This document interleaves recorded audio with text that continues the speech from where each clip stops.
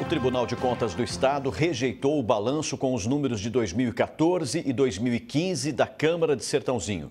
Agora, se a decisão for mantida, os ex-presidentes da casa, nesses 2 anos, podem responder por improbidade administrativa. Uma nova bomba na política de Sertãozinho. O Tribunal de Contas do Estado rejeitou as contas da Casa de Leis em 2014 e também em 2015.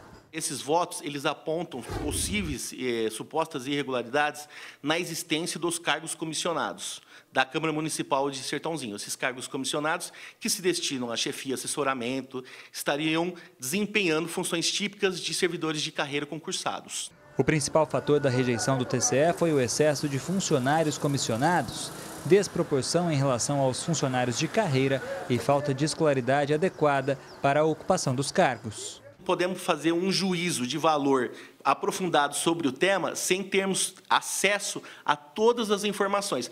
Nós tivemos acesso aos pareceres. Se a decisão do Tribunal de Contas for mantida, os ex-presidentes da Câmara em 2014 e 2015 poderão responder por improbidade administrativa, mas ambos alegam inocência.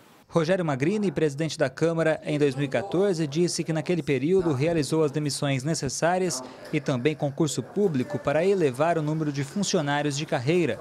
Fatos que, segundo ele, mostram boa-fé. O tribunal solicitou que existia um excesso de cargos de comissão. Nós dispensamos todos os cargos de comissão, inclusive com um TAC feito ao Ministério Público como promotor. Já Silvio Blancaco, presidente da Casa em 2015, alega que na época assinou com o Ministério Público um termo de ajustamento de conduta e que contratou os aprovados no concurso. Nós fizemos concurso público, nós contratamos, foram chamados do concurso aproximadamente 20, 25 pessoas e demitimos quase 40 pessoas comissionadas.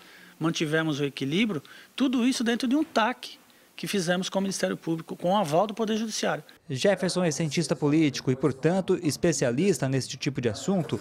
Ele explicou que a Câmara jamais deveria ter esperado um parecer do tribunal para então tomar as medidas necessárias e que esse tipo de situação arranha e muito a imagem da Casa de Leis.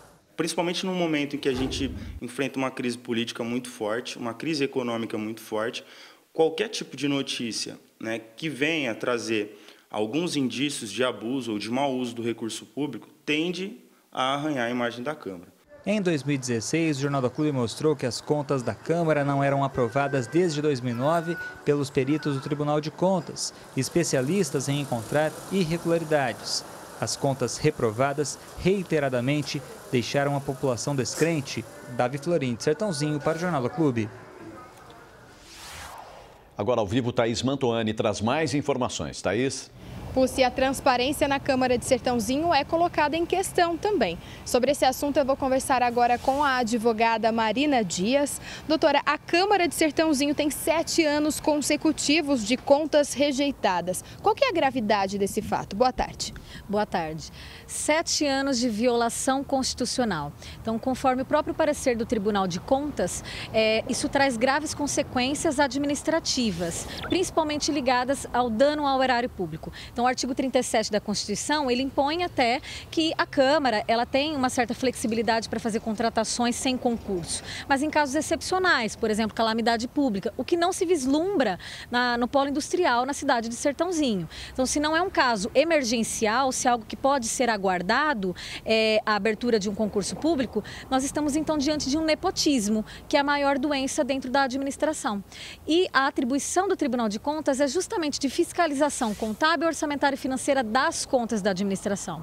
Então, ele faz os apontamentos, ele é pré-opinativo e, se constatadas as irregularidades, ele repassa ao Ministério Público para que aí sim tome as providências cabíveis. Agora, por mais que os vereadores revertam essa situação de excessos de cargos, um prejuízo já foi causado para a cidade de Sertãozinho.